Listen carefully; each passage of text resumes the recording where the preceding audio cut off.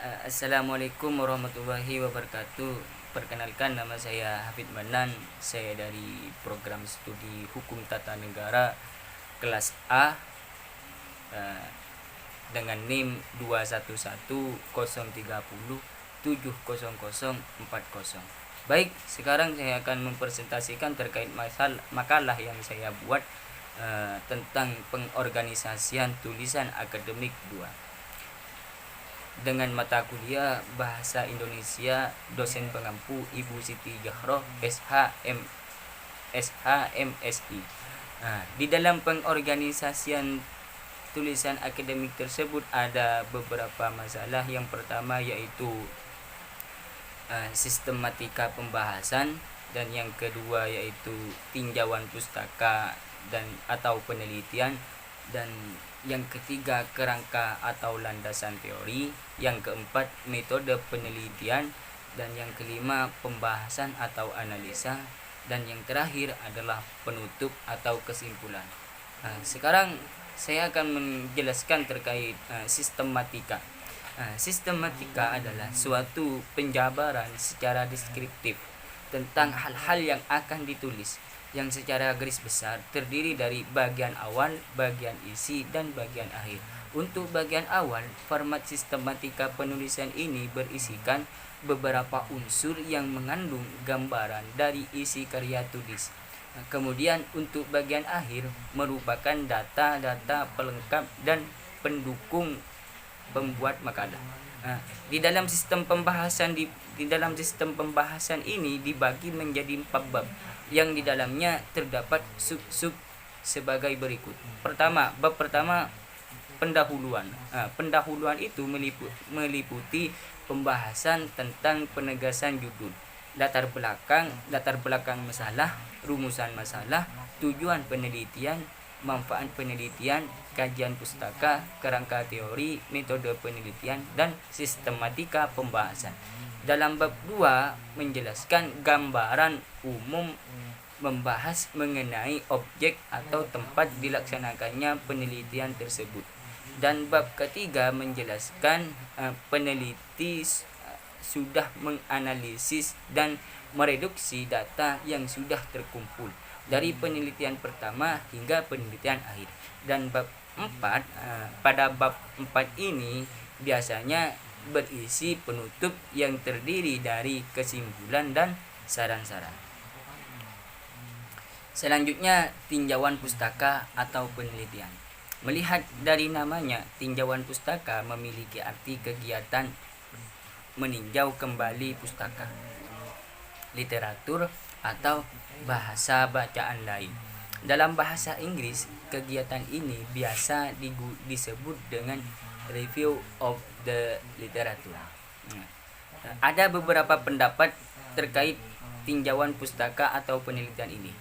Pertama yaitu menurut Creswell menyebutkan bahwasanya tinjauan pustaka adalah sebagai kegiatan yang sangat penting untuk dilakukan dalam tahap awal penelitian, bahkan sebelum merancana proposal penelitian.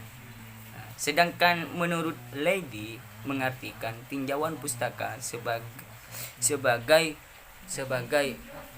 uraian yang berisi tentang ungkapan tentang penelitian sebelumnya dan kaitannya dengan penelitian yang akan dilakukan.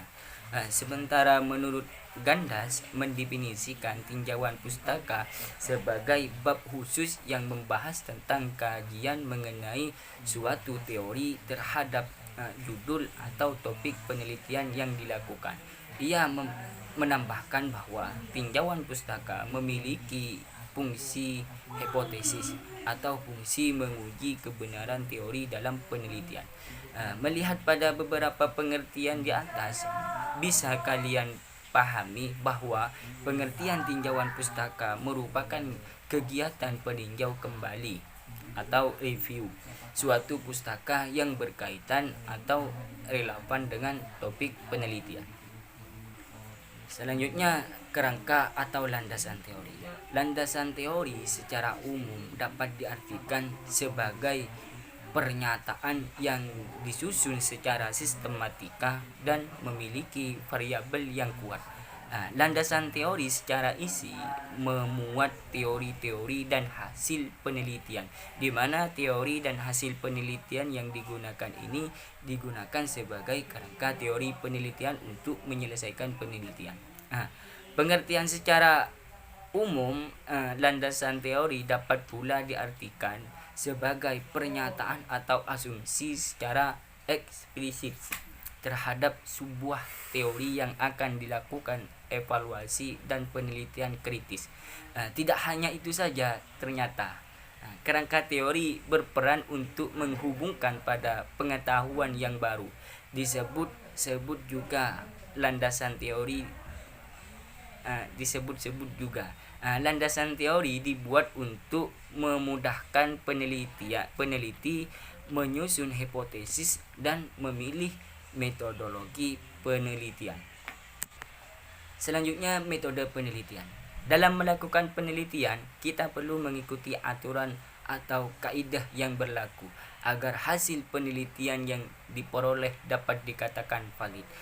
Metode penelitian pada dasarnya merupakan cara ilmiah untuk mendapatkan data dengan tujuan dan kegunaan tertentu. Maksud dari cara ilmiah adalah bahwa kegiatan penelitian berdasarkan pada ciri-ciri keilmuan, yakni rasional, empiris, dan sistematis. Rasional adalah kegiatan penelitian yang dilakukan masuk akal sehingga dapat dilakukan oleh penalaran manusia. Sedangkan empiris adalah cara atau langkah yang dilakukan dapat diamati oleh indera manusia sehingga orang lain dapat mengamati dan mengetahui cara atau langkah yang digunakan. Sedangkan sistematis adalah proses yang digunakan dalam penelitian menggunakan langkah-langkah tertentu yang bersifat logis. Selanjutnya, pembahasan atau analisa. Analisa adalah aktivitas yang terdiri dari serangkaian kegiatan seperti mengurai, membedakan, memilah sesuatu untuk dikelompokkan. Sedangkan pembahasan adalah penjabaran suatu arti dan menjelaskannya lebih detail. Berdasarkan definisi di atas, dapat disimpulkan bahwa analisa memiliki 3 fungsi dan tujuan utama, namun secara spesifik hal ini akan tergantung bagaimana proses penggunaan metode analisa. Secara umum berikut fungsi dan tujuannya. Analisa fungsi. Analisis berfungsi untuk menguraikan sesuatu menjadi komponen-komponen kecil yang diketahui hubungan-hubungannya. Kemudian uraian komponen tersebut dapat lebih mudah dipahami, baik setiap bagiannya maupun secara keseluruhannya. Analisis bertujuan untuk memperoleh pemahaman lebih mendetail mengenai suatu hal. Pemahaman tersebut nantinya dapat dijelaskan pada publik sehingga publik mendapatkan informasi bermanfaat dari analisis tersebut. Analisis juga memiliki fungsi dan tujuan untuk menentukan keputusan. Yang dimaksud dalam hal ini adalah pengambilan keputusan berdasarkan dugaan, teori atau prediksi dari sesuatu yang sebelumnya telah dipahami dengan metode analisis. Terakhir adalah penutup atau kesimpulan. Secara umum, pengertian kesimpulan adalah pernyataan yang diambil secara ringkas dari keseluruhan hasil pembahasan atau analisis. Dengan kata lain, kesimpulan adalah hasil dari suatu pembicaraan. Kesimpulan menjadi bagian sangat penting dari setiap karya tulisan ilmiah. Ibaratnya seperti perusahaan jasa travel yang sedang membuka trip liburan. Seperti biasanya destinasi bagian terpenting dalam setiap karya tulisan ilmiah. Ah, seperti biasanya destinasi atau tempat favorit selalu ditempatkan di akhir. Begitupun dengan kesimpulan, selain menjadi bagian terpenting dalam setiap karya tulis ilmiah, kesimpulan menjadi bagian favorit bagi pembaca, karena dalam bagian ini kamu harus mengemas semua pembahasan suatu karya tulisan ilmiah secara singkat, jelas, dan membuat kesan yang baik pada pembaca. Namun tidak sedikit dari penulis mengalami kesulitan dalam menulis kesimpulan. Hal ini bisa saja karena penulis sulit memilih atau menemukan suatu yang menarik atau berguna untuk dijadikan kesimpulan.